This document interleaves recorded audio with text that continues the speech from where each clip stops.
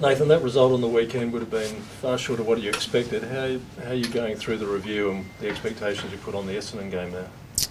Yeah, I think we review all facets of our game and probably look forward as much as anything to who we want to be and how we want to play moving into the future. And you know, we got opportunities in the next 2 weeks to look at some opportunities either to adjust what we're doing or adjust some people.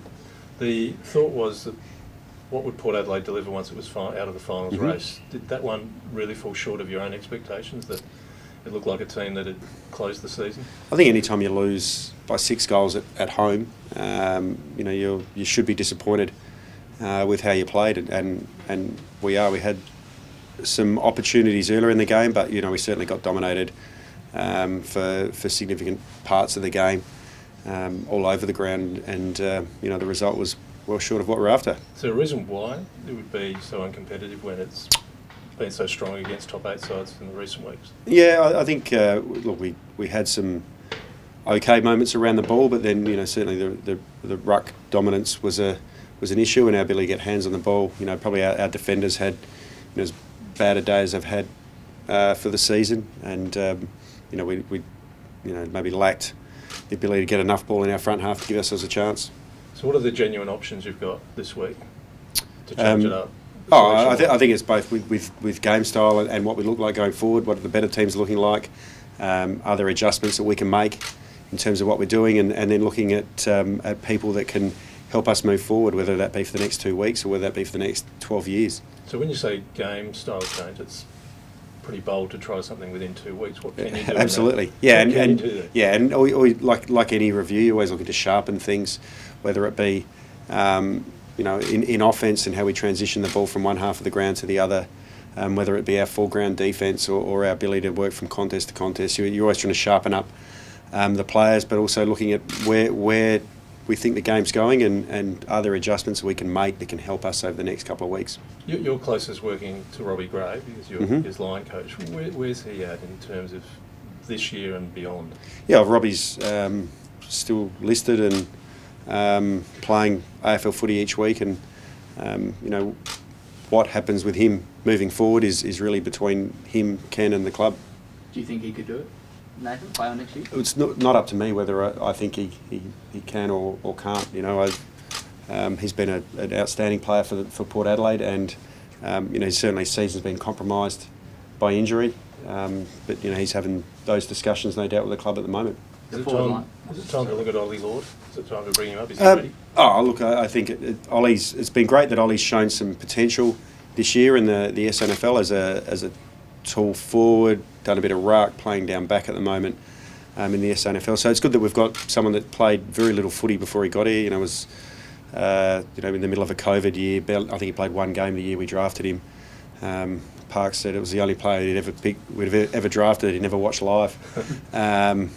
But he's shown some growth. So look, it's nice that he certainly looks like he might be able to play AFL footy down the track, whether it's this week or next week or next year. There's some positive signs around what he's doing. And Mitch Georgiades, did he do enough to build up his confidence and be in the AFL side again? Yeah, I think it was great for Mitch to go back, touch a footy, get his hands on it, get a feel for what his athleticism looks like at the next level down, and see that it's certainly a level up.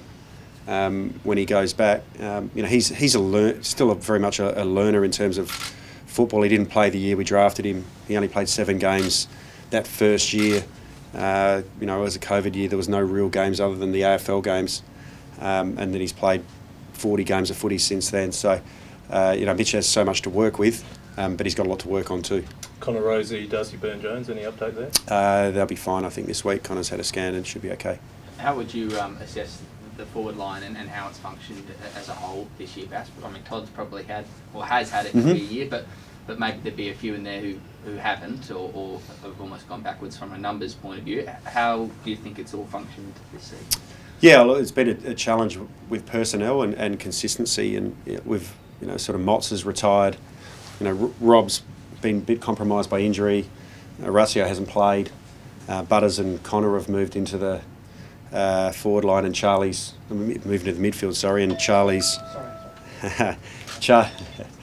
Charlie's been rucking or missed the first half of the year. So it's certainly from a what we look like in the finals, maybe the last 2 years compared to what we've put out on the park this year has been very different.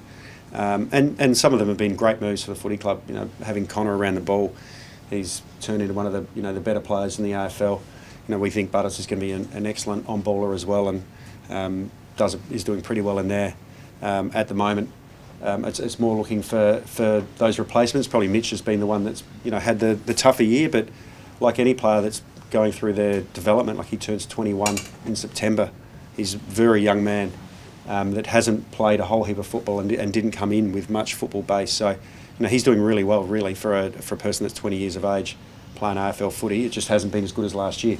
So with Connor and Zach moving out and some other guys getting older, do you think that growth can still come from underneath, or is that something you might need to hit in the trade period or the draft? Yeah. Well, certainly Pep's been someone that's Sam's done a good job in the forward line this year, and looks like he can be a consistent, certainly play a role in that spot and do a good job at it for a long period of time. He's still only 24 years of age, but it is probably a place where there might be a spot available, whether it be in the draft or in list management. But that's the discussions we have too about who's going to take us forward.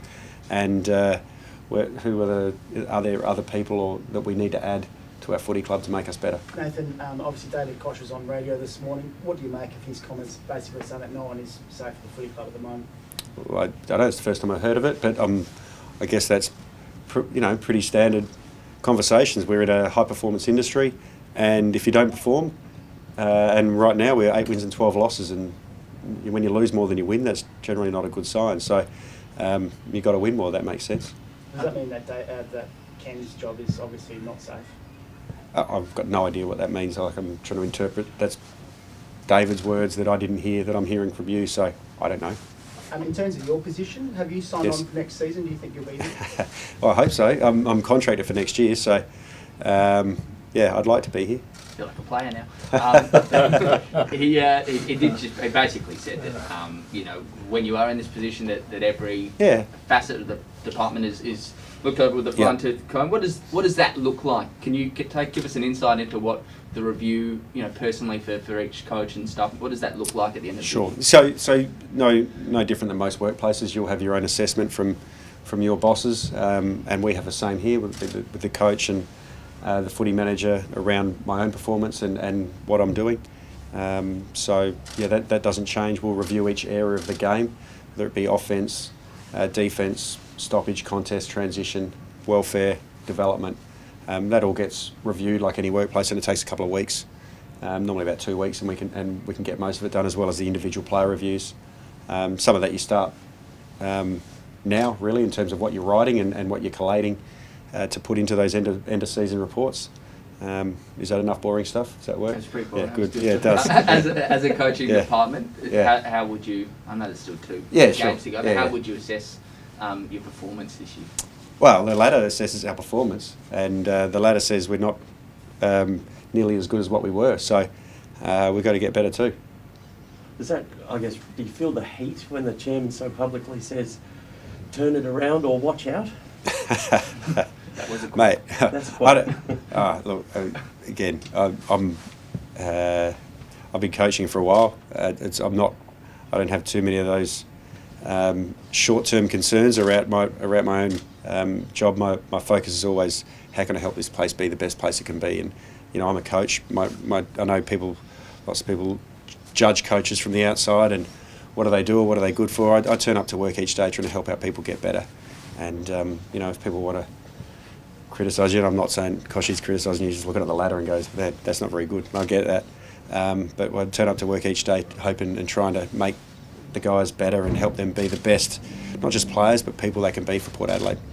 Just last comment. I was just going to say, what's been more disappointing from your perspective, that the 0-5 start where there was some extenuating circumstances, or the last 6 weeks we've gone 1-5 when finals were still, really there? Yeah, mate, it's been a tough year. Let's be fair. There's been a lot of close losses, and that makes the season less enjoyable. So, that's part of the game. I can't tell you which one's more disappointing right now. Normally, what happened last week's always the most disappointing, and we forget past failures a little bit more, but you know, it's been a tough year. We still had some really good things and achieving good things now, even whether it be Jace Burgoyne and what he's able to do. Switching Kane Farrell to half back and seeing that he might be, you know, might be some real potential for him to build his career back there. There's always positives, and we'll be working towards making more positives. 2 games back in the sample for Orazio now. Does he get a look in towards the end, or is he sort of running out of time at AFL level this year? Well, there's only 2 weeks left. Yeah.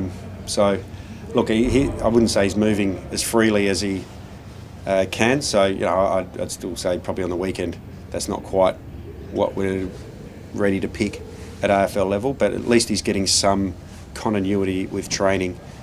He's able to get in a place where he can play some games, and hopefully gives him a foundation moving towards next season. Just a quick one back on Connor, obviously a significant relief.